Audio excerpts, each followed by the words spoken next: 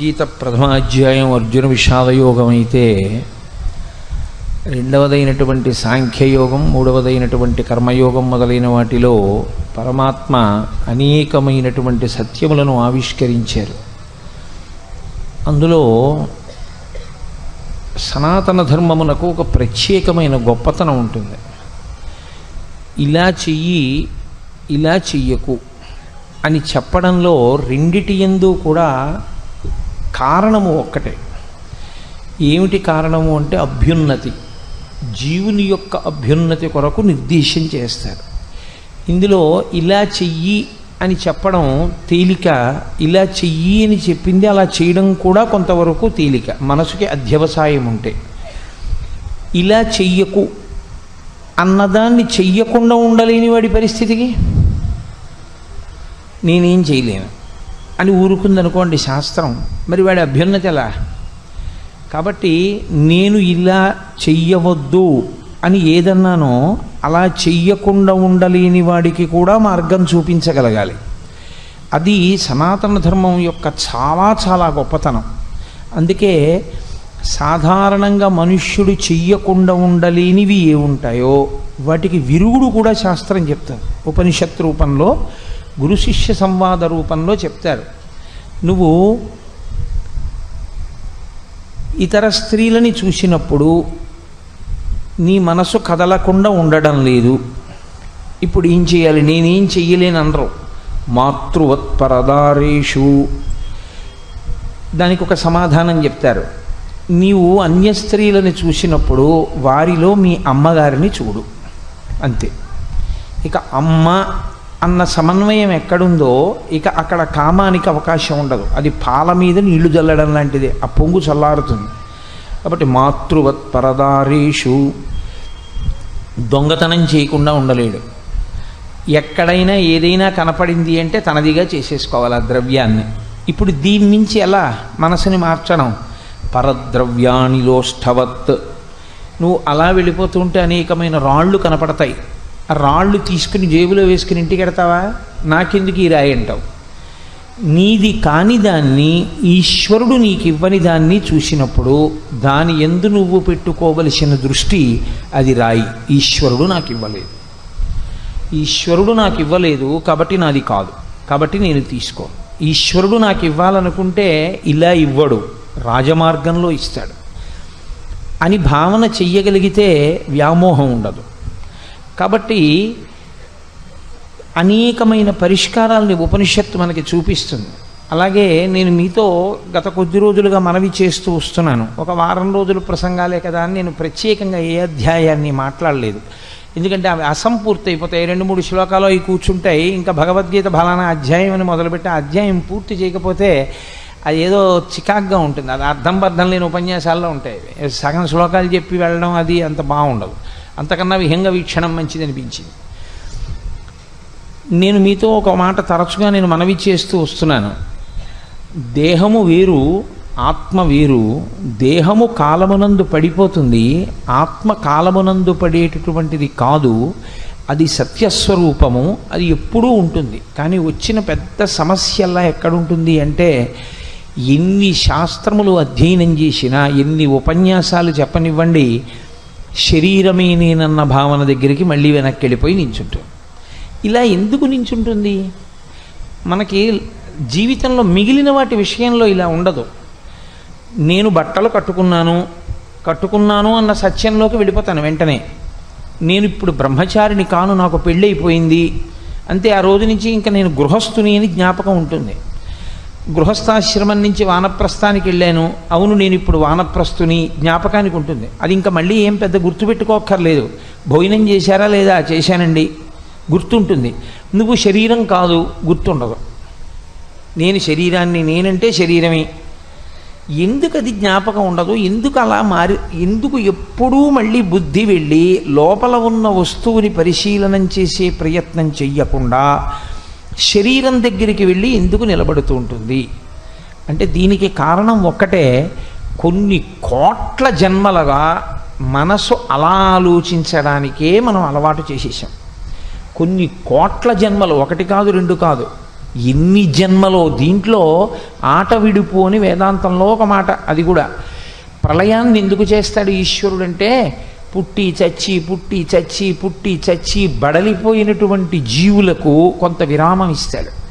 యుగాంతం ప్రళయం అయిపోతే మళ్ళీ పునర్జన్మ ఉండదని మీరు అనుకోకూడదు. మళ్ళీ ప్రళయం అయిపోయిన తర్వాత మళ్ళీ కొత్త యుగంలో మళ్ళీ పునర్జన్మ ఉంటుంది. అది కూడా యోగ్యతాయోగ్యతలను బట్టి. కలియుగంలో మహాపాపాలు చేసినటువంటి వాళ్ళని కృతయుగంలో పునర్జన్మ ఇవ్వరు, మళ్ళీ కలియుగంలోనే పునర్జన్మనిస్తారు అని వేదాంతం చెప్తోంది. అప్పటి వరకు అలా పడి ఉండడమే. కాబట్టి ఈ పునర్జన్మ సిద్ధాంతాన్ని అనుసరించి చూసినప్పుడు కొన్ని కోట్ల జన్మలుగా శరీరమే నేననేటటువంటి అసత్యమునందు సత్యభావన రూఢి చేసుకోవడం వల్ల ఎంత విన్నా అది మళ్ళీ వెనక్కెడుతుంది.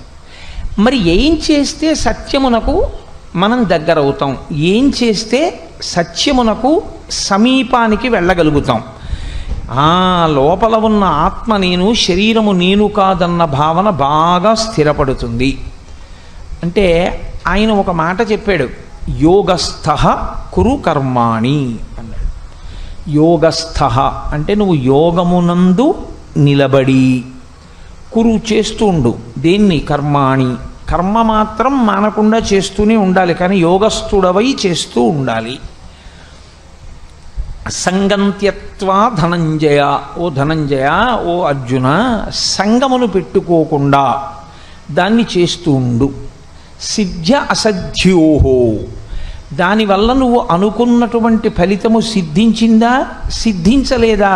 సమోభూత్వా, రెండిటి యందు సమానముగానే ఉంటూ అలా నువ్వు కాని కర్మ చెయ్యగలిగితే సమత్వం యోగ ఉచ్యతే. ఈ శ్లోకంలో గొప్పతనం ఏమిటంటే, ఎలాగ ప్రారంభం చెయ్యాలో మొదలుపెట్టి అలా ప్రారంభం చేసినటువంటి స్థితి ఎలా కలుగుతుందో అదే శ్లోకంలో చివరి పాదంలో చెప్పడం. యోగస్థః అని మొదలుపెట్టి నువ్వు యోగమునందు నిలబడి చెయ్యి అనగానే, యోగమునందు నిలబడ్డం అంటే ఏమిటండి అంటాం కదూ. అందుకని ఆయనే మళ్ళీ చివరి పాదంలో దానికి జవాబు చెప్పాడు. సమత్వం యోగ ఉచ్యతే, సమత్వమునకే యోగమని పేరు. ఇందులో మీరు ఒక విషయాన్ని కొంచెం జాగ్రత్తగా గమనించే ప్రయత్నం చెయ్యండి. యోగస్థః కురు కర్మాణి, నువ్వు యోగమునందు నిలబడి కర్మ చెయ్యి.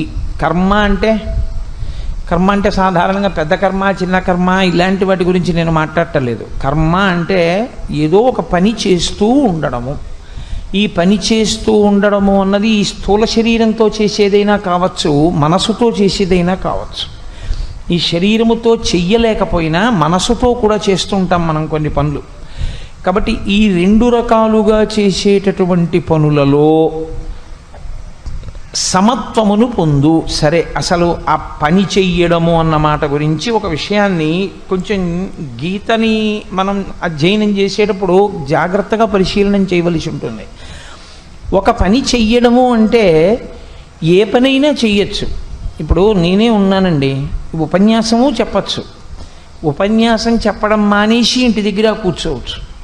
ఇంటి దగ్గర కూర్చోవడం మానేసి రోడ్డు మీద తిరగచ్చు. రోడ్డు మీద తిరగడం మానేసి సినిమా హాల్లోనూ కూర్చోవచ్చు. నేను ఈ పనినే చెయ్యి అని ఎక్కడైనా చెప్పాడా గీతాచార్యుడు? నువ్వు ఇలా ఈ పనే చేస్తుండో అని ఏమైనా ఉందా అందులో? ఏ పని చేసినా యోగస్థః కురు కర్మాణి, నువ్వు యోగమునందు నిలబడి కర్మ చెయ్యి అని చెప్పాడు. యోగమునందు నిలబడి కర్మ చెయ్యి అంటే సినిమాకి వెళ్ళి యోగమునందు నిలబడుట, రోడ్డు మీద నడుస్తూ నేను యోగమునందుండుట, ఇలా చెయ్యవచ్చా అంటే మీరు ఎప్పుడూ ఒక విషయాన్ని జ్ఞాపకం పెట్టుకోవాల్సి ఉంటుంది. తిన్నారా అని అడిగారు అనుకోండి, 2 గంటల సమయంలో తిన్నారా అని అడిగితే దాని అర్థం ఏంటంటే అన్నం తిన్నారా అని. అంతేగాని పండు తిన్నారా, కాయ తిన్నారా కాదు. అయిపోయిందా, తిన్నారా అంటే భోజనం చేసేశారా అనే దాని అర్థం. కురు కర్మాణి అన్న మాటకు అర్థం ఏమిటంటే వర్ణాశ్రమ ధర్మ స్వీకారమును చేయుట అని దాని అర్థం. అంతే. శంకర భగవత్పాదుల యొక్క హృదయంతో అయితే దాని భాష్యం అంతే. ఇంకొక రకమైన ఏ ఆలోచన మీరు చెయ్యక్కర్లేదు. యోగస్థ కురు కర్మాణి అంటే వేదము ఎలా చెప్పిందో అలా వర్ణ ఆశ్రమ ధర్మ. ఇంకొక మాట లేదు. మనం ఎప్పుడూ ధర్మం గురించి మాట్లాడితే ఏం చెప్తామంటే వర్ణాశ్రమ ధర్మము అన్న మాటే మాట్లాడతాం. సరే, వర్ణమునకు ఒక ధర్మము జన్మచేత లేదా తానున్న కర్మచేత. రెండవది ఆశ్రమ ధర్మము అని ఒకటి ఉంటుంది. మీరు ఏ ఆశ్రమంలో ఉన్నారు అన్నదాన్ని బట్టి మీరు పని చేయవలసి ఉంటుంది. అంతేకాని మీరు ఏ ఆశ్రమమునందున్నారు అన్నదానికన్నా భిన్నంగా పనిని మాత్రం ఎప్పుడూ చెయ్యకూడదు. ఉదాహరణకి ఆశ్రమము అన్న మాట నేను వాడితే అందులో 4 ఎప్పుడూ ఉంటాయి ఆశ్రమాలు: బ్రహ్మచర్యము, గృహస్థాశ్రమము, వానప్రస్థము, సన్యాసము. ఈ 4 ప్రతి మనుష్యుడు స్వీకరిస్తాడు ఆయుర్దాయం అంగీకరిస్తే. లేదా అథవా సన్యాసం దాకా వెళ్ళకపోయినా ఆ పరిణతిని పొందడానికి మాత్రమే, అటువంటి అభ్యాసమునకు మాత్రమే మనుష్య జీవితాన్ని పరిణతితో వాడుకుంటాడు అని శాస్త్రం మనకి బోధ చేసి చెప్తోంది. ఇప్పుడు బ్రహ్మచర్యము అని ఒక ఆశ్రమం. ఇప్పుడు ఈ బ్రహ్మచర్యమునందు చెయ్యవలసినటువంటి కర్మ ఏమి? ఇది నేను చెప్పడం కాదు, మీరు చెప్పడం కాదు, మీరు చెప్తే ప్రమాణం కాదు, నేను చెప్తే ప్రమాణం కాదు, ఎవరు చెప్పినా ప్రమాణం కాదు. అందుకే ఏ నియమాలు వర్తించవండి అన్న మాట లేదు శాస్త్రంలో. ఏ నియమాలు వర్తించవండి అన్న మాట శాస్త్రమునందు దూష్యము, సనాతన ధర్మమునందు ఆ మాట లేదు. ఏ నియమము వర్తించకుండా మీ జీవితం ఎలా గడుపుతారో నాకు చెప్పండి. ఇక్కడికి సభకు వచ్చాం, అలా కూర్చోండి పురుషులు, ఒక నియమం ఉందా? ముఖ్యమైన వాళ్ళు ముందు కూర్చోండి, ఒక నియమం ఉందా? ఆడవాళ్ళు అలా కూర్చోండి, ఒక నియమం ఉందా? కరతాళ ధ్వనులు చేయండి, ఒక నియమం చెప్తున్నారా? ఉపన్యాసం చెప్పేవాడు వేదిక మీద కూర్చోవాలి, ఒక నియమం చెప్తున్నారా? మీరు 6 రోజులో 7 రోజులో సభలు చేస్తే నియమాలు పెట్టుకుంటే ఈశ్వరుడు మీకు మనుష్య శరీరం ఇచ్చి జీవితాన్ని గడపడానికి అవకాశం ఇచ్చినప్పుడు ఈశ్వరుడు నియమపాలనం చెయ్యకుండా బ్రతకమని చెప్పాడని మీరు ఎలా తీర్పు చెప్తున్నారు? మీరు ఒకవేళ చెప్పినా అది వేద విరుద్ధమే, అది వైదికము కాదు, దాన్ని శాస్త్రం అంగీకరించదు. దాని వలన అభ్యున్నతిని పొందాడు. నా ఇష్టం అండి, నా ఇష్టం వచ్చినట్లు చేస్తాను అని సభ నడపండి, నేను చూస్తాను. మీరు నడపలేరు. సభ అంటే నియమం ఉంటుంది, చదువుకోవడం అంటే ఓ నియమం ఉంటుంది. నేను 3వ క్లాస్ చదువుకుంటున్నాను అనుకోండి, నేను 3వ క్లాస్లోంచి 4వ క్లాస్లోకి వెళ్ళాలి అంటే 3వ క్లాస్లో నేను ఏది చదవాలో అది చదివి పరీక్ష రాస్తేనే. 2వ క్లాసులో పుస్తకాలు నాకు బాగున్నాయండి, 2వ క్లాస్ చదువుకుంటానన్నా 3వ క్లాస్లోంచి 4వ క్లాస్లోకి వెళ్ళను. 4వ క్లాస్లోవి నాకు అర్థమైపోతున్నాయండి, అందుకని 3వ క్లాస్లోవి చదవనన్నా నేను 4వ క్లాస్లోకి వెళ్ళను. నీకు ఉన్న పైదాన్ని నువ్వు చేయకూడదు, నీకన్నా కింద దాన్ని నువ్వు చేయకూడదు. నువ్వు ఏది చెయ్యాలని నిర్దేశింపబడిందో అది చెయ్యాలి. నాకు అన్నీ వచ్చండి, నేను ఇలాగే వ్రాస్తాను అంటే కుదరదు. నేను కానుకొకప్పుడు ఒక ఆశ్చర్యమైన విషయం చూశా. 2 సమానంగా రాశారు, ఒక స్కూల్లో గోల్డ్ మెడల్ ఇవ్వాల్సి వచ్చింది. 2 సమానంగా రాశారు పేపర్, 2కి సమానమైన మార్కులు వచ్చాయి, 100కి 99, 99. ఎవరికి గోల్డ్ మెడల్ ఇవ్వాలని అడిగారు. Answer any 5 of the following, ఈ కింద ఇవ్వబడిన ప్రశ్నలో 5ంటికి జవాబు వ్రాయుడు అన్నారు అనుకోండి. ఒక ఆయన ఆ ఉన్న సమయంలోనే చాలా బాగా 6ంటికి జవాబు రాశాడు, ఒక ఆయన 5ంటికి చాలా బాగా జవాబు రాశాడు. ఇప్పుడు ఆయనకి వేసిన 5ంటికే వెయ్యాలి మార్కులు, ఈయనకి వేసిన 5ంటికే వెయ్యాలి మార్కులు. 6 రాశాడు కదా అని వెయ్యరు కదా, మరి 5 ప్రశ్నలకే మార్కులు వేస్తారు. 2కి 99, 99 వచ్చాయి. ఇప్పుడు ఏం చెయ్యాలన్నారు? ఎవరికి ఇవ్వాలి గోల్డ్ మెడల్ అంటే answer any 5 of the following అంటే 5 రాసిన వాడెవడో వాడికే గోల్డ్ మెడల్ ఇవ్వండి. ఎందుకంటే వాడు నియమాన్ని పాటించాడు. 5 వ్రాయి, 5 రాశాడు. 5 వ్రాయి 6 రాయమని ఎవడు చెప్పాడు? టైం ఉంటే మాత్రం. వాడు నియమోల్లంఘనం చేశాడు, వాడికి గోల్డ్ మెడల్ ఇవ్వకూడదు. వాడికి ఎందుకంటే వాడికి ఆ నియమానికి కట్టుబడే లక్షణం లేదు, ఇవ్వద్దని తీసేశారు. తీసేసి సభాముఖంగా ప్రకటించి ఇతనికి ఇవ్వవలసిందే, కానీ ఇతను నియమోల్లంఘనం చేశాడు, మేము ఇవ్వమని చెప్పి 5 ప్రశ్నలు రాసిన వాడికే ఇచ్చారు. కాదని మనం అనలేము. అంతే, ఈశ్వరుడు నియమమును విధించాడు, నియమమును విధించాడు కాబట్టే వేదాన్ని ఇచ్చాడు. వేదము లేకపోతే నియమం లేదని చెప్పచ్చు, వేదం ఉండగా నియమం లేదని చెప్పడానికి మీరెవరు, నేనెవరు? అలా చెప్పడానికి మనం కూర్చున్నా మనం తప్పు చెప్పిన వాళ్ళం అవుతాం, కానీ మనం చెప్పింది యథార్థం కాదు, దాన్ని శాస్త్రం అంగీకరించదు. ఏది శాస్త్రం చెప్పిందో ఏతత్ శాస్త్రం ప్రమాణంతే, నువ్వెవరు నేనెవరు ప్రమాణం చెప్పడానికి, మనం ప్రమాణం కాదు. కాబట్టి యోగస్థ కురు కర్మాణి అన్న మాటలో అర్థం ఏమిటంటే, నీవు కర్మ చెయ్యి అన్నప్పుడు నీ ఆశ్రమానికి అనుగుణంగా వేదం చెప్పినట్టు చెయ్యి అన్నది అంతర్లీనం అంతే. దానికి మళ్ళీ ఇంతగానూ చెప్పక్కర్లేరు, చెప్తున్నవాడే ఈశ్వరుడు, గురువుగా నిలబడి చెప్తున్నాడు. కాబట్టి ఎలా చేస్తే నువ్వు మోక్షానికి దగ్గరికి ఎడతావు, ఎలా చేస్తే సత్యమునందు నీకు పూనిక కలుగుతుంది, చిత్తశుద్ధి కలుగుతుంది, కర్మ చెయ్యడంలో యోగమును పొందుతావు అంటే, యోగస్థ కురు కర్మాణి, నువ్వు బ్రహ్మచారిగా ఉన్నావు, నువ్వు బ్రహ్మచారికి విధింపబడినటువంటి నియమములు ఏ ఉన్నాయో అవి మాత్రమే పాటించవలసి ఉంటుంది. గృహస్థుకి సంబంధించినటువంటి నియమాలు బ్రహ్మచారి పాటించాడనుకోండి, ఆయన చెయ్యవలసిన కర్మ చేసినవాడు కాడు, దానివల్ల ఆయన అభ్యున్నతిని పొందలేడు. బ్రహ్మచారిగా ఉన్నటువంటి వాడు తాంబూలం వేసుకోకూడదు. బ్రహ్మచారిగా ఉన్నవాడు గురువుగారిని గౌరవించి చదువుకోవలసినటువంటి దాన్ని చదువుకుని ఎంత జ్ఞానమును సంపాదించాలో అంత జ్ఞానమును పొందడానికి ప్రయత్నం చెయ్యాలి. బ్రహ్మచారిగా ఉన్నటువంటి వాడు రుచి మీద ఆసక్తి కన్నా పరిశుద్ధమైన ఆహారాన్ని స్వీకరించడం మీద దృష్టి పెట్టాలి. ఓ తండ్రి ఓ కొడుకు ఓ ఇంట్లో ఉన్నారనుకోండి, ఏకాదశి నాడు ఉపవాసం చెయ్యాలి అని చెప్పవలసి వస్తే పిల్లవాడికి కూడా చెప్పచ్చా అని అడిగింది ధర్మశాస్త్రం. చెప్పకూడదు. పిల్లవాడిని ఏకాదశి ఉపవాసం చెయ్యమని చెప్పడానికి శాస్త్రం అంగీకరించదు. ఎందుకంటే వాడు బ్రహ్మచారిగా ఉండగా కడుపు నిండా ఎంత తినగలడో అంత తింటే దాని వలన వచ్చిన శక్తి చేత ఉత్తరోత్తర కాలమునందు వాడు చెయ్యవలసిన పనులు చేస్తాడు. నువ్వు బ్రహ్మచర్యంలో ఉండగా వాడిని ఎండగట్టి వాడితో నువ్వేమో ఏకాదశి ఉపవాసాలన్నీ చేయించేస్తే, వాడితో ఉపవాసాలు చేస్తే వాడి శరీరం చిక్కి శల్యమైపోతే వాడు ఏం చదువుకుంటాడు? వాడు సముపార్జించే జ్ఞానమే ఉంటుంది. వాడికి అసలు చదువుకున్నదే లేకపోతే వాడు ఉత్తమమైన కర్మ ఏం చేస్తాడు? వాడు ఒక ఉత్తమమైన కర్మ చెయ్యాలంటే చదువుకునే సమయంలో వాడు చదువుకోవాలి. కాబట్టి బ్రహ్మచారికి ఉపవాసము లేదు. బ్రహ్మచారి కడుపు నిండా తినచ్చు. బ్రహ్మచారిని ఉపవాసాలు చెయ్యమని ధర్మశాస్త్రములు చెప్పలేదు. బ్రహ్మచారి ఆయనకి కడుపు నిండా తినడానికి లేదు, భిక్షాందేహి అని తింటాడు. ఆయనకి ఆ హక్కు ఉంది.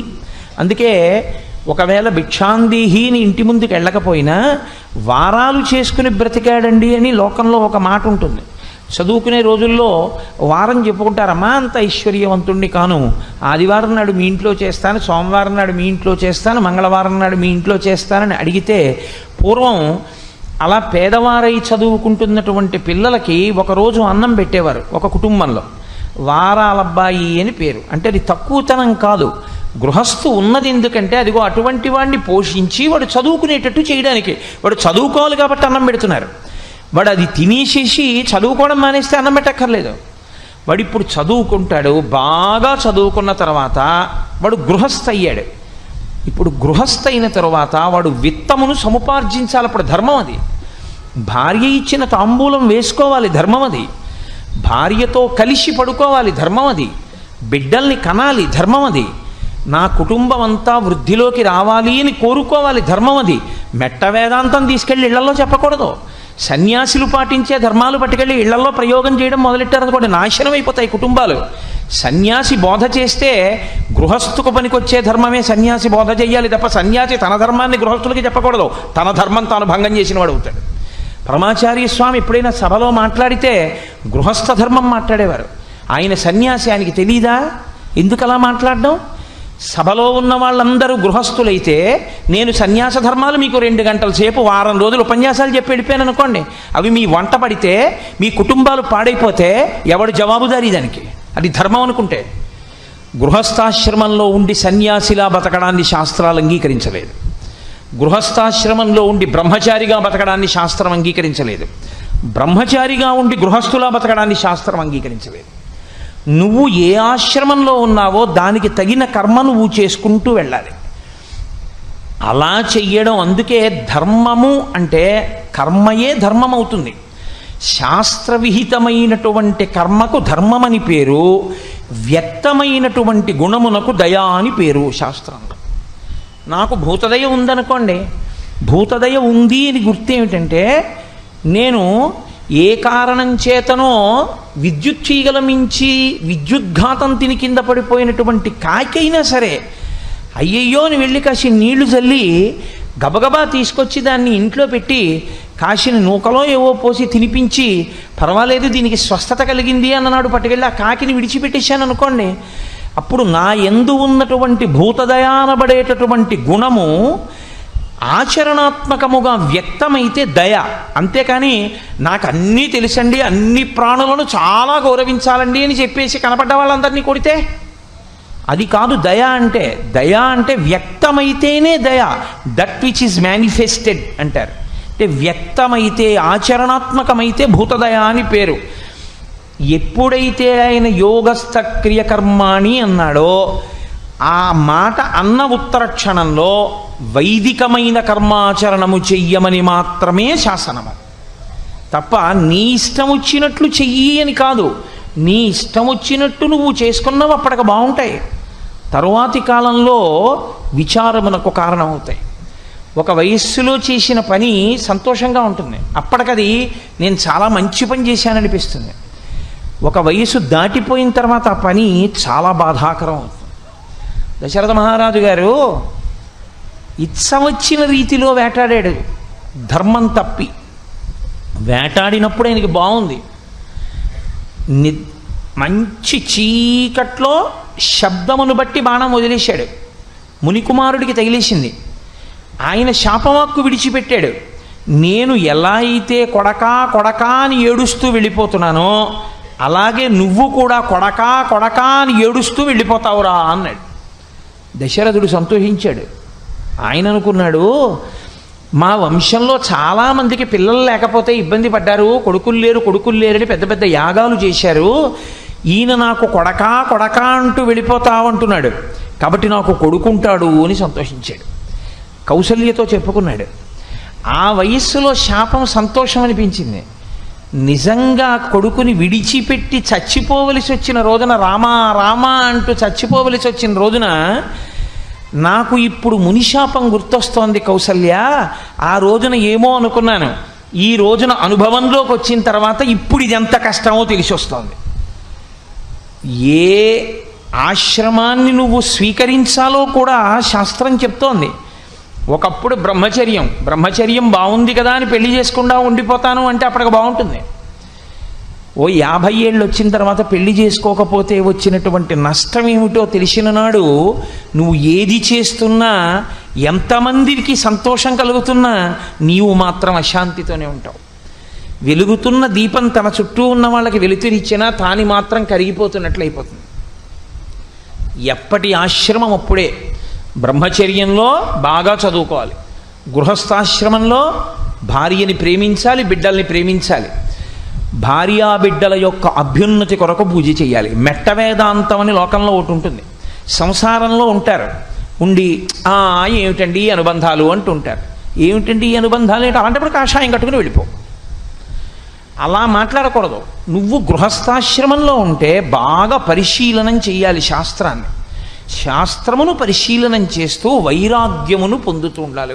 ఇవి ఇలా నడుస్తూ ఉంటాయి, ఇది ఈశ్వర కృప, ఇది దీని తమాషా అని తెలుసుకుంటూ ఉండాలి. కానీ పుత్రం పౌత్రం సమాసాద్య వానప్రస్థాశ్రమే వశేత్. వ్యాసుడు దేవీ భాగవతంలో తీర్పు ఇచ్చాడు. ఆయన నీవు తపసా షడ్రిపూంజిత్వా భార్యాన్ పుత్రే నివేశ్యచ. నీ ఇష్టం వచ్చినట్టు నువ్వు సంసారంలో కూర్చుని వైరాగ్యం మాట్లాడతానంటే అది మెట్ట వేదాంతం. అది నీ పరిణతి లేనితనాన్ని తెలియచేస్తుంది. నీ ఇష్టం వచ్చినట్టు నువ్వు ప్రవర్తించడం, నీ ఇష్టం వచ్చినట్టు ఎవరిని పడితే వాళ్ళని ఆదర్శం పెట్టుకోవడం కుదరదు. నువ్వు గృహస్థాశ్రమంలో ఉన్నవాడివి, నీ జీవితానికి ఆదర్శం గృహస్థే అయి ఉండాలి. తప్పించి నీ జీవితానికి ఆదర్శం ఎవరో ఒక సన్యాసిని తీసుకుని ఆదర్శంగా పెట్టుకుంటానంటే కుదరదు. ఎలా అనుకరిస్తావు? ఎలా కుదురుతుంది నాకు చెప్పండి? శాస్త్రాలు వాటిని అంగీకరించలేదు. అదంతా అయోమయ జీవితాలు, అవి అర్థం లేని జీవితాలు. వాళ్ళకి శాస్త్రం తెలియదు, వాళ్ళకి సరి అయిన ప్రవేశం లేదు, వాళ్ళు సరి అయిన గ్రంథములను చదువుకోలేదు, వాళ్ళు సరి అయిన గురువుగారి దగ్గర పాఠం చెప్పించుకోలేదు. చెప్పించుకోని కారణం చేత వాళ్ళు పాడైపోతారు, వాళ్ళ కుటుంబాల్ని పాడు చేస్తారు. అర్థం లేనటువంటి సన్యాసిల్లాగా గృహస్థాశ్రమంలో ఉండి బతుకుతుంటారు. నాకు పరమ అసహ్యం అలాంటి వాళ్ళని చూస్తే. అలా ఉండకూడదు. ఏ ఆశ్రమంలో ఉన్న వాళ్ళైనా సరే అలా ఉండకూడదు. బ్రహ్మచారి బ్రహ్మచారిగా ఉండాలి, గృహస్థు గృహస్థుగా ఉండాలి, వానప్రస్థు వానప్రస్థుగా ఉండాలి, సన్యాసి సన్యాసిగా ఉండాలి. అంతేకాని ఒక ఆశ్రమాన్ని తీసుకొచ్చి ఇంకో ఆశ్రమంలోకి కలగాపలగం చేస్తే అసహ్యంగా ఉంటుంది. నువ్వు సన్యాసం స్వీకరించావు, ఊరు బయటికి వెళ్ళి కూర్చో, చెట్టు తొర్రలో కూర్చో, శ్మశాన వాటికలో కూర్చో, నీకెందుకు ఆర్సీసీ బిల్డింగు? అప్పుడు నువ్వు అడగకూడదు. ఇక నీకు ఏదీ విడిచిపెట్టలేకపోతే కాషాయం ఎందుకు? అన్నీ విడిచిపెట్టేయగలిగితే కాషాయం కట్టుకో. అన్నీ పొంది ఉండి శాస్త్రమును పరిశీలనం చేసి క్రమక్రమంగా విడిచిపెట్టడం నేర్చుకుంటున్నానంటే గృహస్థాశ్రమంలో ఉండు, తప్పులేదు. నిల్వ చేసుకో. వచ్చే నెల వరకు కావలసిన సంభారములన్నీ ఇంట్లో దాచుకో, దాచుకుని వండుకు తిను. గృహస్థాశ్రమం అంగీకరించింది, నువ్వు తిను, నలుగురికి పెట్టు. చిత్రం ఏమిటంటే ఏ ఆశ్రమమునందైనా తరించవచ్చు. ఏ ఆశ్రమంలో ఏ కర్మ చెయ్యాలో ఆ కర్మ చేసిన వాడు తరించిపోతాడు. బ్రహ్మచారిగా తరించిపోయిన వాళ్ళు ఉన్నారు. అంతే వయస్సులో ఉండి బ్రహ్మజ్ఞానమును పొందేసి ఆ వయస్సులోనే శరీరం వదిలిపెట్టేసిన తరించిపోయిన వాళ్ళు ఉన్నారు లోకంలో. గృహస్థుగా తరించినటువంటి వాళ్లతో సమానంగా పోలిస్తే గృహస్థు తరించినట్టుగా తరించినంతమంది అసలు ఇతర ఆశ్రమాల వాళ్ళు లేరు. గృహస్థులే అంత తరించారు. వశిష్ఠుడు గృహస్థు కాడా? అగస్త్యుడు గృహస్థు కాడా? అత్రి గృహస్థు కాడా? అంతవరకెందుకు? రేపు చెయ్యబోయే శ్రీరామనవమి సీతారాములు గృహస్థులు కారా? పార్వతీ పరమేశ్వరులు గృహస్థులు కారా?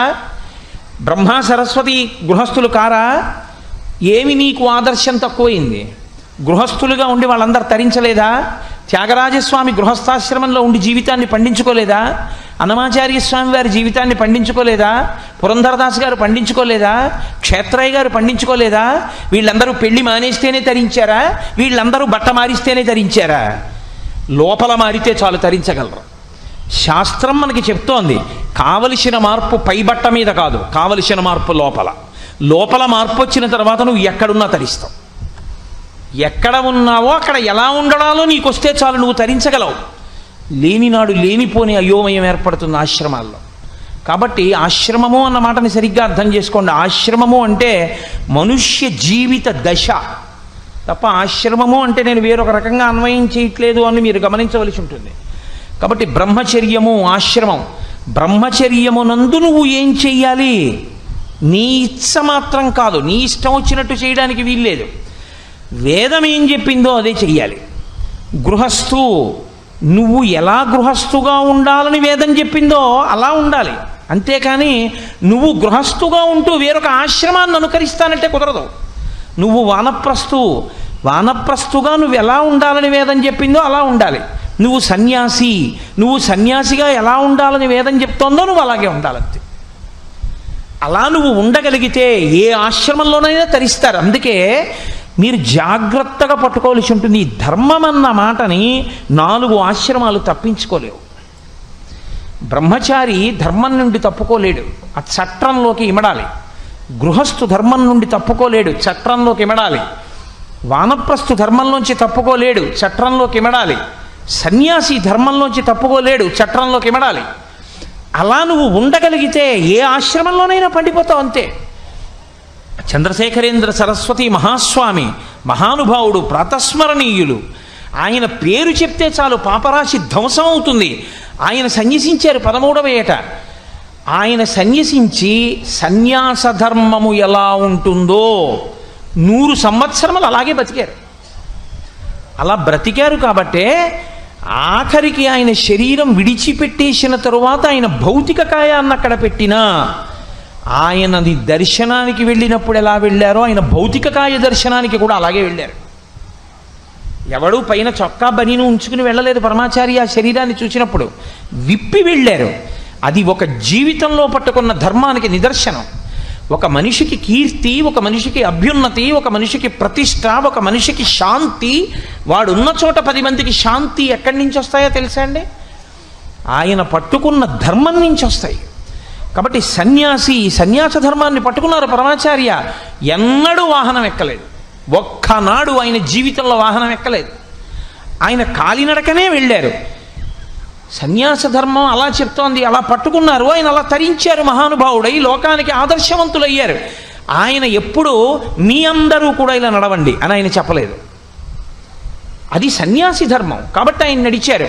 నేను నా ధర్మమునందు ఎంత పూనిక పొంది ఉన్నానో మీరు మీ ధర్మమునందంత పూనిక పొంది ఉండండి అని చెప్పారు. రాత్రి 2 గంటల వరకు గడ్డివాము దగ్గర కూర్చుని మాట్లాడిన తర్వాత అనుష్ఠానానికి లేస్తుంటే 90 సంవత్సరాల వయస్సులో అప్పుడు ఒక ఆవిడ వచ్చి ఏవో అడిగింది. పిల్లని తీసుకొచ్చి ఏదో ఆవిడ బాధలు చెప్తుంటే ఆశ్రమం సెక్రటరీ విసుక్కున్నాడు.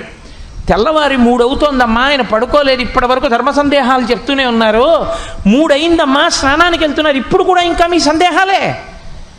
ఆయన అన్నారు, ఒక్కసారి లోపలికి వెళ్ళి చంద్రమౌళీశ్వరుడి దగ్గర విభూతి ఉంది పట్రా అన్నారు. ఆయన వెళ్ళి పట్టుకొచ్చే లోపల ఆవిడితో మాట్లాడేసి ఆవిడ బాధకి ఉపశాంతి చెప్పి విభూతి ఆవిడ చేతిలో పెట్టి పంపించి ఆయన అన్నారు, నేను ఏనాడు సన్యసించాడో ఆనాడే నేను ఈ శరీరం కాదు అని నిర్ణయానికి వచ్చాను.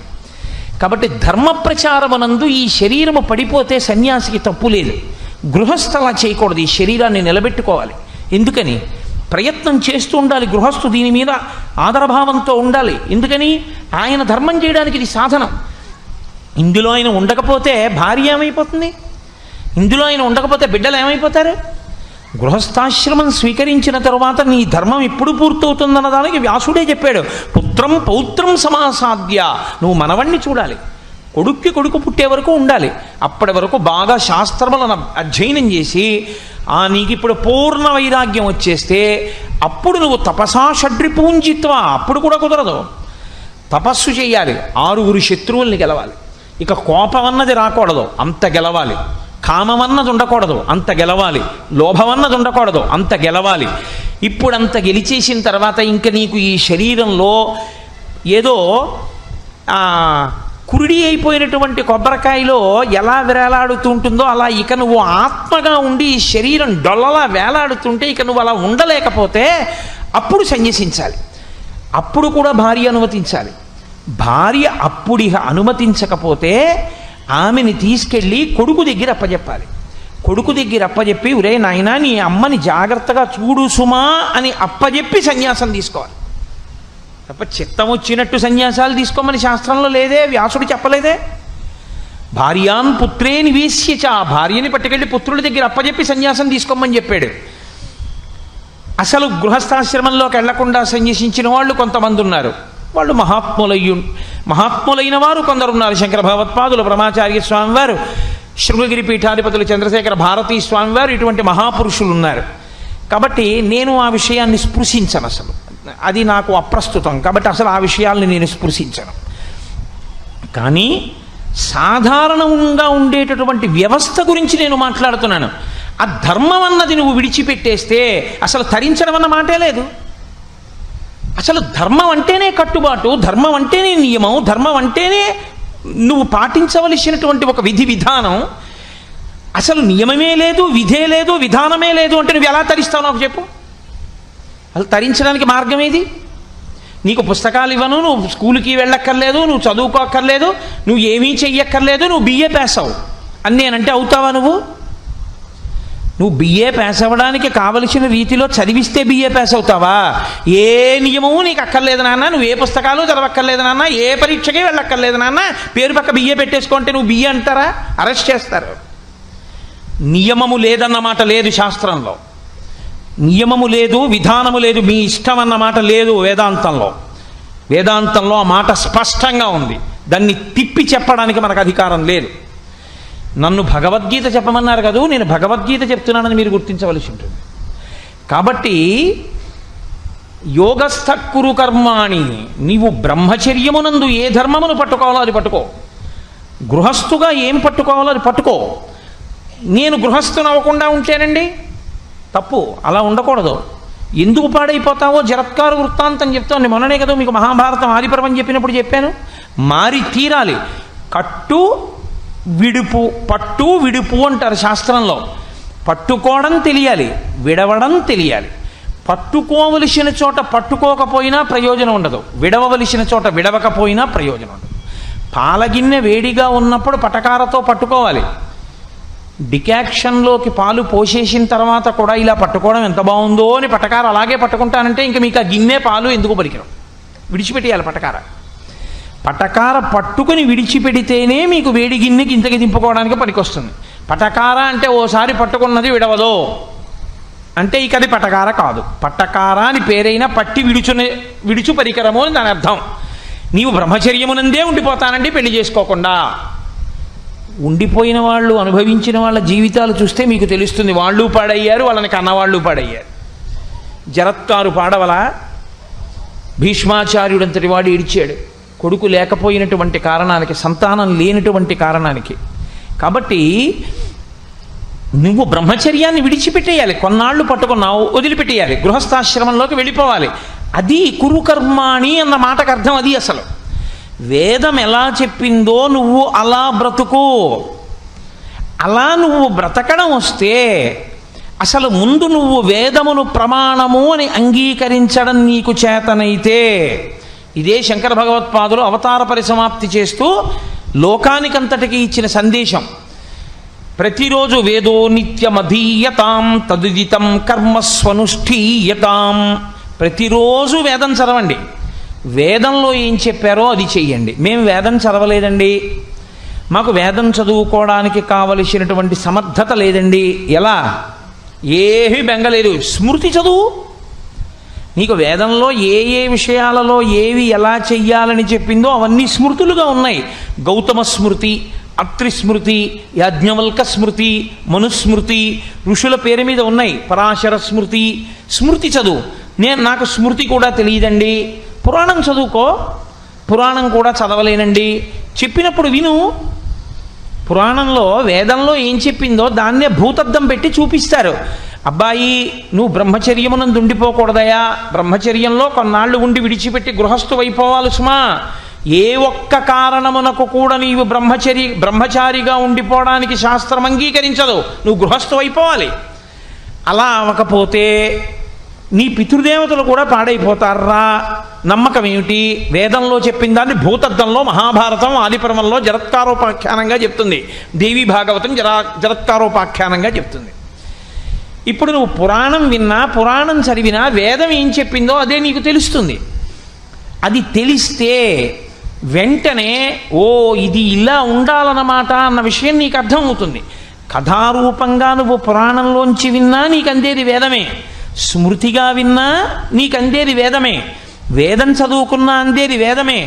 ఏమండి, నేను పురాణం కూడా వినలేదు, గీతాచార్యుడే చెప్పాడు యద్యద్ ఆచరతి శ్రేష్ఠ. ఇవన్నీ చదువుకున్న వాళ్ళు ఎలా బ్రతుకుతున్నారో అలా బ్రతుకు. వాళ్ళని ఆదర్శంగా తీసుకో. లోకంలో వాళ్ళు బ్రతుకుతున్నట్లు బ్రతుకు. నీకు అనుమానం వస్తే వారిని ఆశ్రయించి అడిగి అయ్యా ఈ విషయంలో నేను ఎలా ఉండవలసి ఉంటుందండి అని అడిగి వాళ్ళు చెప్పినట్టు జీవించడం నేర్చుకో. నువ్వు తరిస్తావు. ఇవేవి పక్కన పెట్టేసి నేను అన్నది ప్రమాణం అండి అని బతుకుతానంటే, బ్రతకడం అనేటటువంటి దాంట్లో ఈశ్వరుడు బుద్ధినిచ్చాడు కాబట్టి స్వేచ్ఛనిచ్చేస్తాడు. ఆయన ఏం అడ్డుపడిపోయి నేను చెప్పినట్టు నువ్వు బతకట్లేదు అబ్బాయి నీ ప్రాణం తీసేస్తానని ఆయన అండవు. మీరు ఒకటి జ్ఞాపకం పెట్టుకోండి. నేను కాశీ వెళ్ళాలి అనుకున్నాను. నేను కాశీ వెళ్ళాలి అనుకుంటే ఏదో గౌతమి ఎక్స్ప్రెస్ ఎక్కి విజయవాడలో దిగి అక్కడ గంగా కావేరీ ఎక్స్ప్రెస్ ఎక్కి కూర్చున్నాను. ఎక్కి కూర్చుంటే ఏదో ఓ రోజు ప్రయాణం చేస్తే కాశీపట్నంలో దిగిపోయాను. ఇంకొక ఆయన ఈయన గౌతమి ఎక్స్ప్రెస్ ఎక్కినా గంగా కావేరీ ఎక్స్ప్రెస్ ఎక్కినా కదులుతూ ఉండడం వల్లే కదూ కాశీపట్నం చేరుతున్నాడు. నేను కదులుతూనే ఉంటాను, నేను ఎందుకు చేరను కాశీపట్నం అని. నేను కాశీలో దిగేంత వరకు, నేను ఇంట్లో ఎప్పుడు బయలుదేరానో ప్రయాణం అప్పుడు ఆయన ప్రయాణం మొదలెట్టాడంటే ఆయన కదులుతున్నాడు. ఆయన ఉయ్యాలెక్కి కూర్చున్నాడు. ఇప్పుడు ఉయ్యాలెక్కి నేను కాశీలో దిగేంత వరకు ఆయన ఊగుతూనే ఉన్నాడు. ఆయన కదలటం లేదని మీరు అనగలరా? నేను ట్రైన్లో కూర్చుని ఎలా కాఫీ తాగానో అలాగే కాఫీ తాగాడు. నేను ట్రైన్లో ఎలా సీట్ ఒకటే దొరికితే పడుకుంటానో అలాగే ఉయ్యాల తాడు మీద జాగ్రత్తగా పడుకున్నాడు. ఆయన 2 రోజులు ఉయ్యాలు ఊగాడు, నేను 2 రోజులు రైల్లో వెళ్ళాను. నేను కాశీలో దిగాను, ఆయన ఎక్కడ దిగుతాడు? ఎక్కడున్నాడో అక్కడే దిగుతాడు. మరి 2 రోజుల ప్రయాణం ఏమైంది? చేశావురా ప్రయాణం, నీది ఉయ్యాల ప్రయాణం, నువ్వెక్కడ దిగుతావు కాశీలో? ఎవడు కాశీ వెళ్ళడానికి సాధనాన్ని సరి అయింది ఎంచుకున్నాడో వాడు కాశీ పెడతాడు. ఎవడు ధార్మికమైన కర్మ చేశాడో వాడు జీవితాల్లో తరిస్తాడు. ధర్మాన్ని విడిచిపెట్టి చేసిన కర్మ తరించడానికి హేతు ఎందుకు అవుతుంది?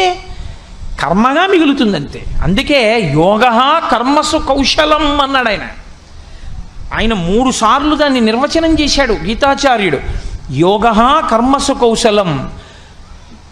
యోగం అంటే సమత్వం ఉచ్యతే, అన్నిటి యందు సమానమనేటటువంటి భావన కలిగి ఉండుట. అనేన యుజ్యతే ఇది యోగ, అనేకముగా ఉన్నవి ఒకటైపోవడం యోగం. యోగము అన్న మాటకు అర్థం ఏమిటో అందుకే అర్జున విషాద యోగము. ఎన్ని మొదలుపెట్టినా గీత ప్రారంభం మాత్రం ఒక్క మాటతోటే, ధర్మక్షేత్రే కురుక్షేత్రే. ధర్మమే. నేను ఎన్ని శ్లోకాలు చెప్పినా, ఎన్ని అధ్యాయాలు చెప్పినా, ఎంత తలకొట్టుకున్నా నేను చెప్పేది అంతా కలిపి ఏమవుతుందంటే 2 మాటలు అవుతుంది ధర్మం. నీకు ఈ 2 అక్షరాలు వంట పట్టేస్తే నువ్వేం చెయ్యాలో నీకు అర్థమైపోతే నువ్వు చేసిన తప్పేమిటో నీకు అర్థమైపోతుందిరా అబ్బాయి అన్నాడు. ఇది అర్థం అవ్వడానికి అంతా చెప్పి నీకేం అర్థమైంది అన్నాడు ఆయన.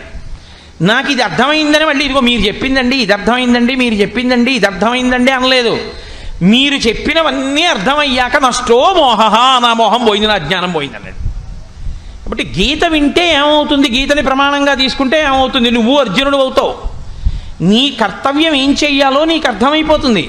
నీ కర్తవ్యం ఏం చెయ్యాలో నువ్వు చేసిన నాడు నువ్వు పూజనీయుడవు. ధార్మికమైన కర్మ నువ్వు చెయ్యవలసింది నువ్వు చేసేస్తే అంతే, నువ్వు తరించిపోతావు. దీని యందు ఆయన ప్రతిపాదన ఎక్కడ అంటే, నువ్వు యోగస్థ కురు కర్మాణి సంగం త్యక్వా ధనంజయ. ఇది చాలా చాలా పెద్ద మాట.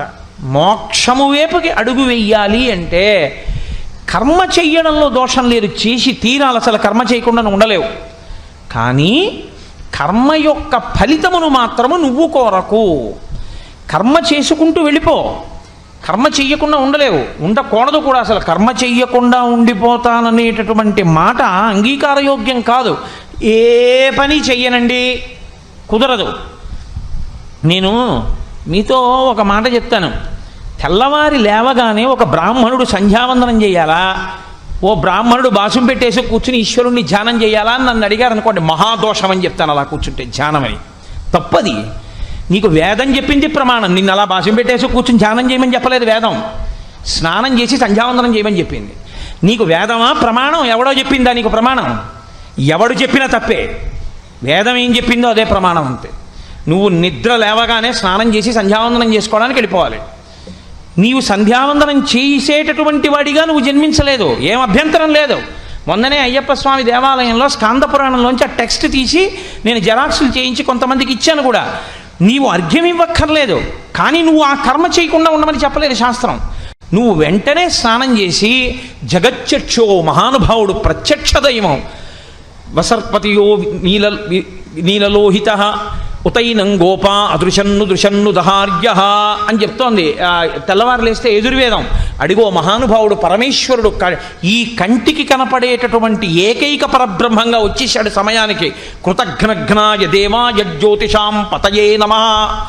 ఆయన వచ్చేటప్పటికి చెయ్యవలసిన పని చెయ్యని వాడెవడో వాడు కృతఘ్నుడు. ఏ పని ఎప్పుడు చెయ్యాలో అప్పుడే చెయ్యాలి. అందుకే శ్రీరామాయణంలో సుందరకాండలో మైనాకుడు ఒక మాట అంటాడు, కర్తవ్యం అకృతం కార్యం సతాం మన్యుమిదీరయేత్ అంటాడు. మహాత్ములకి కూడా కోపం వస్తుంది. ఎందుకు వస్తుందో తెలుసా అండి? చెయ్యవలసిన పని చెయ్యవలసిన సమయానికి చెయ్యని వాడిని చూస్తే అసహ్యం వేస్తుంది. ఏది ఎప్పుడు చెయ్యాలో అప్పుడు చెయ్యాలి, అంతేగాని ఒకప్పుడు చేయవలసిన పని ఇంకొప్పుడు చేయడం కూడా తప్పే. సమయమునందే ధర్మము, దేశమునందు ధర్మము, కాలమునందు ధర్మము. కాబట్టి నువ్వు ఎప్పుడేం చెయ్యాలో అదే చెయ్యాలంతే. నువ్వు నిద్రలేస్తే సంధ్యావందనం చేయాలి. నువ్వు నిద్రలేచి స్నానం చేస్తే ఉత్తర క్షణం నువ్వు సూర్య భగవానుడి మీద స్తోత్రం చెప్పాలి. జగచ్చక్షు ఆయన.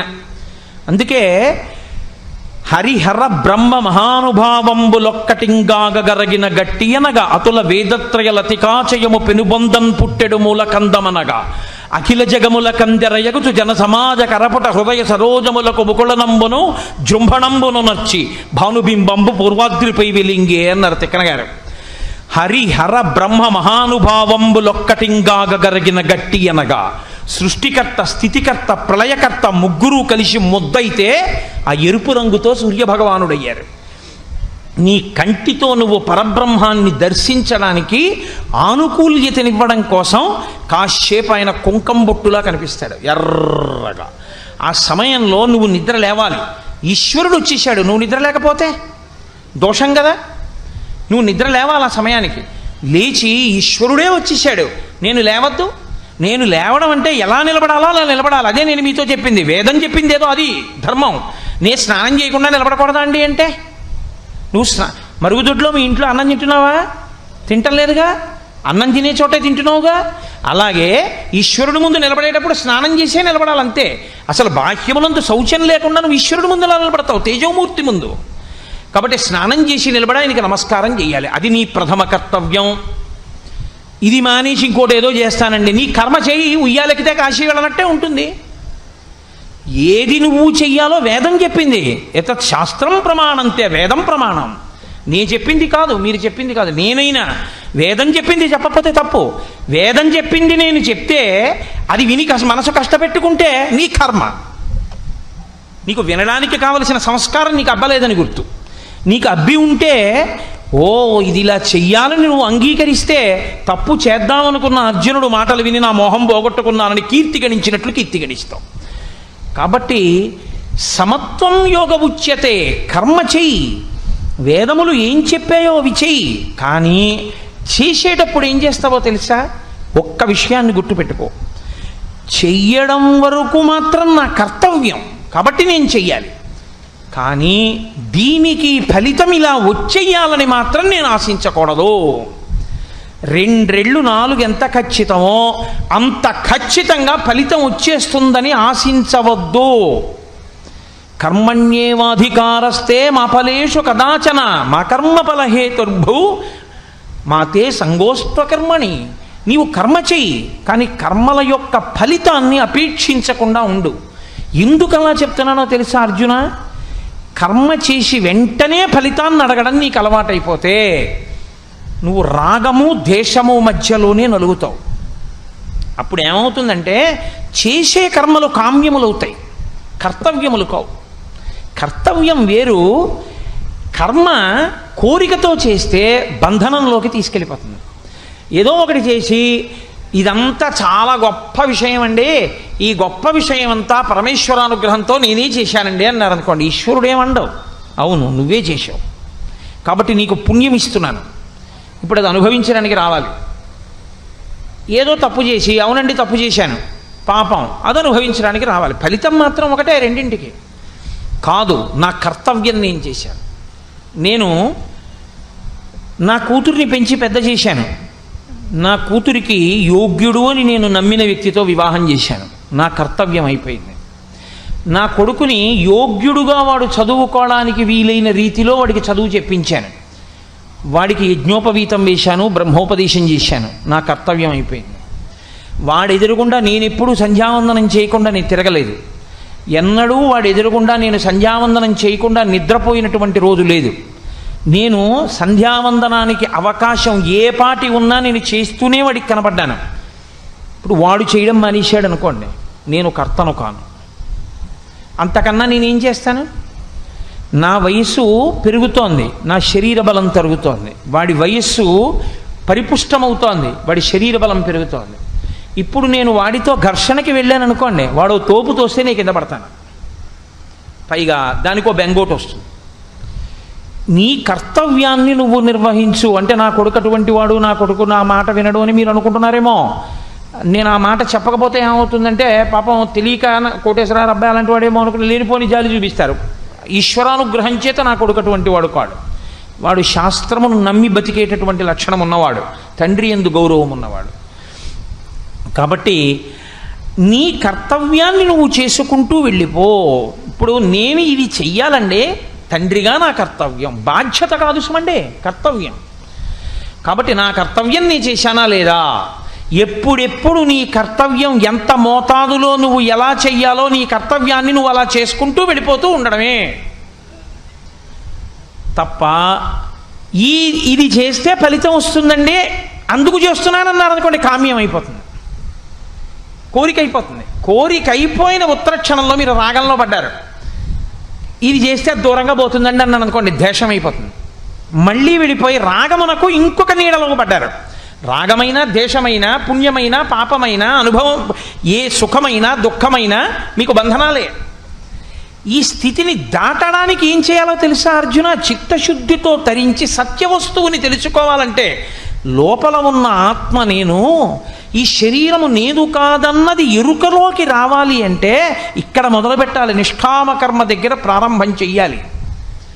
నీ కర్మ నువ్వు చేసేస్తూ ఉండాలి. నువ్వు చెయ్యవలసిన పని చెయ్యాలి. నువ్వు చెయ్యవలసిన పని అంటే మళ్ళీ గుర్తుపెట్టుకోవాలి. మీ ఇష్టం వచ్చినట్లు కాదు, వేదం చెప్పినట్టు చేస్తూ నీవు మాత్రము దాని మీద ప్రయోజనం కోరుకుంటూ జీవితాన్ని గడపడాన్ని విడిచిపెట్టు.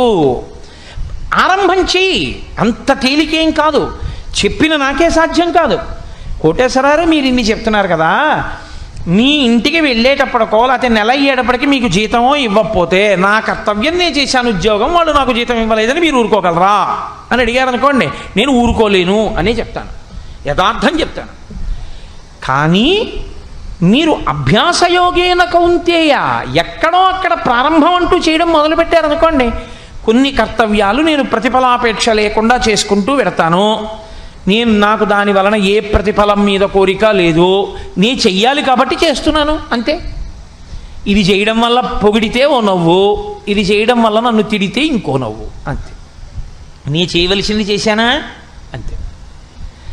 ఇది కర్తవ్యతానిష్టతో నువ్వు చెయ్యవలసింది చేసుకుంటూ వెళ్ళిపోతే, దాని ప్రతిఫలమును అపేక్షించకపోతే వచ్చేటటువంటి ఫలితము ఎటువంటిదైనా నువ్వు అంగీకరించగలిగితే, ఈ పని చేస్తే ఇలా జరుగుతుంది అనుకున్నావు కానీ ఇంకోలా వచ్చింది ఫలితం.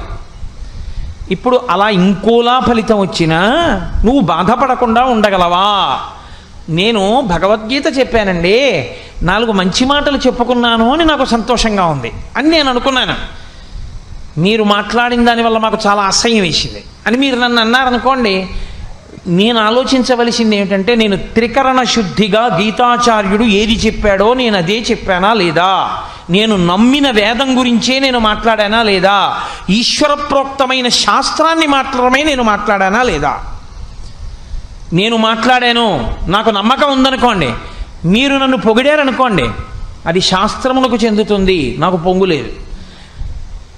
మీరు ఇలా మాట్లాడకుండా ఉండవలసింది అని మీరు నన్ను నిందించారనుకోండి, ఈశ్వర వీళ్ళకి కూడా శాస్త్రము మీద పూనిక కలుగుగాక, నాకు దానివల్ల కుంగులేదు. నేను శాస్త్రం గురించి మాట్లాడిన వాడిని, నేను మాట్లాడితే ఇది మాట్లాడింది ఎటువంటిదో శాస్త్రము నాలోంచి పైకి వచ్చిందంతే. ఇప్పుడు మర్యాదైనా అమర్యాదైనా శాస్త్రాంది, నాకెందుకు? ఇప్పుడు ఈ ప్రసంగాలన్నీ చెప్పడానికి ముందు నాకు దండేశారా, మైకుకి దండేశారా? ప్రసంగం అంతా అయిపోయిన తర్వాత కిందకు వస్తున్నా వెళ్ళిపోతున్నా నన్ను చూసి లేచి నించుంటున్నారా? ఈ మైకు కింద పడితే లేచి నించుంటున్నారా? మైకుకి మానము లేదు, అవమానము లేదు, జయము లేదు, అపజయము లేదు. మాట్లాడిన దాని వలన గౌరవం కానీ అగౌరవం కానీ ఏమైనా ఉంటే నాకు, నేను భగవద్గీత గురించి చెప్పినా గట్టిగానే చెప్పేస్తుంది, నేను ఇంకొకటి చెప్పినా గట్టిగానే చెప్పేస్తుంది. గట్టిగా చెప్పడం తప్ప ఇంకోలా చెప్పడం చేతకాని వస్తువు ఏదైనా ఉంటే దానికే మైక్ అని పేరు, దాని కర్తవ్యం అది చేసుకుంటుంది. అలా నా కర్తవ్యం నేను చేయగలిగితే ప్రయోజనాన్ని అపేక్షించకుండా సమత్వం యోగ ఉచ్యతే, అదే యోగమని తెలుసుకో. అయితే నేను మీతో ఒక విషయాన్ని ఇక్కడ ప్రస్తావన చేయవలసి ఉంటుంది. ఇది ఎలా సాధ్యం అవుతుందండి? ఆచరణలోకి మనం ఎలా తెచ్చుకోవాలి? దీన్ని మనం ఆచరణాత్మకం చేసుకునేటప్పుడు ఎలా దీన్ని ఇలా తెచ్చుకోవచ్చు, దీని మీద పూనికని ఇలా పొంది ఉండవచ్చు అన్నదానికి ప్రతిబంధకాన్ని పోగొట్టుకోవడానికి ఎలా నిలబడొచ్చో తెలుసుకోవడానికి కూడా గీతాచార్యుడు మనకి మార్గాన్ని ఉపదేశం చేశాడు. ఆ మార్గం ఎక్కడుందో ఆ జాగ్రత్తగా తాళం చెవిని ఎలా తిప్పవలసి ఉంటుందో, ఎలా తిప్పితే మనం ఆ ప్రతిఫలాపేక్ష లేనటువంటి కర్మాచరణము చేయగలిగినటువంటి శక్తి యందు ఊంచుకుని నిలబడగలమో, అది వేదవాక్కుగా, గీతగా, కావ్యముగా, పురాణముగా ఎలా నడిచిందో. తగినంత సమయం లేదు కాబట్టి ఇవాళ నేను ఆ విషయాన్ని ప్రస్తావన చేయకుండా రేపటి రోజున మీకు ఆ విషయాన్ని ప్రస్తావన చేసే ప్రయత్నం చేస్తాను. కానీ ఇందులో మీరు ఒక విషయాన్ని కొంచెం గుర్తుపెట్టుకోవాల్సి ఉంటుంది. భగవద్గీత లాంటి విషయాన్ని వినేటప్పుడు కొంచెం ఇలా విడదీస్తే ఒక సమస్య ఒకటి ఉత్పన్నం అవుతుంది. ఒకటి ధారగా వినేస్తే వచ్చే జవాబు వేరు, ముక్కలైతే మళ్ళీ రేపు వచ్చి కూర్చున్నప్పుడు నేను ఎక్కడ ప్రశ్నగా విడిచిపెట్టానో అది మీరు జ్ఞాపకం తెచ్చుకుంటే కానీ నేను మళ్ళీ దానికి జవాబుని ఏం చెప్తున్నానో మీరు అనుసంధానం చేసుకోలేరు. కానీ మీకు నేను ఒక్క మాట మనవి చేస్తున్నాను, జీవితంలో తరించడము అన్నది ఏమైనా ఉంటే, నిజంగా జీవితంలో సత్యమును తెలుసుకోవడము అన్నది ఏమైనా ఉంటే, శాస్త్ర విహితముగా గీతాబోధని తెలుసుకోవలసి ఉంటుంది, గీతాశాస్త్రాన్ని తెలుసుకోవలసి ఉంటుంది. అది రాగద్వేషములు లేకుండా ఉన్నదున్నట్లు చెప్పబడిన శాస్త్రము. అందుకే భగవద్గీతాసు ఉపనిషత్సు, అది ఉపనిషత్. కాబట్టి రేపటి రోజున నేను అయినా ఒక్కసారి సింహావలోకనం చేసి వెనక్కి వచ్చి ఎక్కడ విడిచిపెట్టానో దానికి మార్గాన్ని కృష్ణ భగవానుడు ఏం చెప్తున్నాడో దాన్ని చెప్పే ప్రయత్నం చేసి రేపు సాయంకాలం ప్రసంగంతో నా ప్రసంగాల్ని పూర్తి చేస్తాను.